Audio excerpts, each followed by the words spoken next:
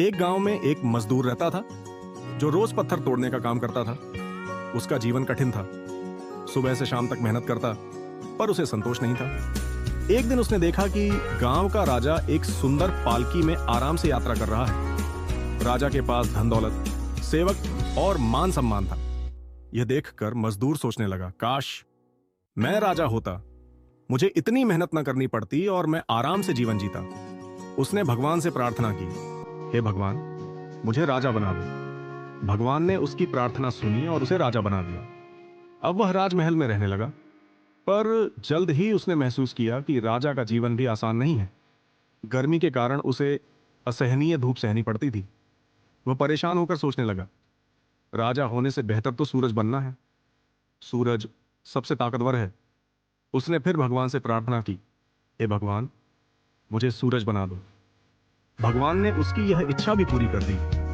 वह सूरज बन गया और पूरी धरती पर अपनी किरणें फैलाने लगा। लेकिन एक दिन उसने देखा कि एक बादल उसकी किरणों को ढककर बारिश कर रहा है। उसने महसूस किया कि बादल उससे ज्यादा ताकतवर है। उसने भगवान से फिर कहा, मुझे बादल बना दो। वह बादल बन गया और खूब बारिश करने लगा। लेकिन तभी तेज हवा आई और उसे उड़ा ले गई। अब उसे समझ आया कि हवा सबसे ताकतवर है। उसने भगवान से प्रार्थना की, मुझे हवा बना दो। भगवान ने उसे हवा बना दिया। अब वह हर जगह घूम सकता था। लेकिन एक दिन उसने देखा कि एक बड़ा पत्थर उसके रास्ते में रुकावट बन रहा है। उसने पूरी ताकत से उसे हटाने की कोशिश की, पर वह पत्थर हिला तक नहीं। अब उसे एहसास हुआ कि पत्थर उससे ज्यादा ताकतवर है। उसने सोचा, मुझे पत्थर बनना चाहिए। भगवान ने उसकी यह इच्छा भी पूरी कर दी। वह एक विशाल पत्थर बन गया। लेकिन तभी उसने देखा कि एक मजदूर हथौड़ा लेकर आया और उसे तोड़ने लगा।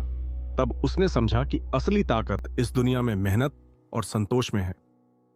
उसने भगवान से आखिरी बार प्रार्थना की, मुझे फिर से मजदूर बना दो। भगवान ने उसकी इच्छा पूरी की। अब वह मजदूर के रूप में अपनी स्थिति में संतोष और खुशी महसूस करने लगा।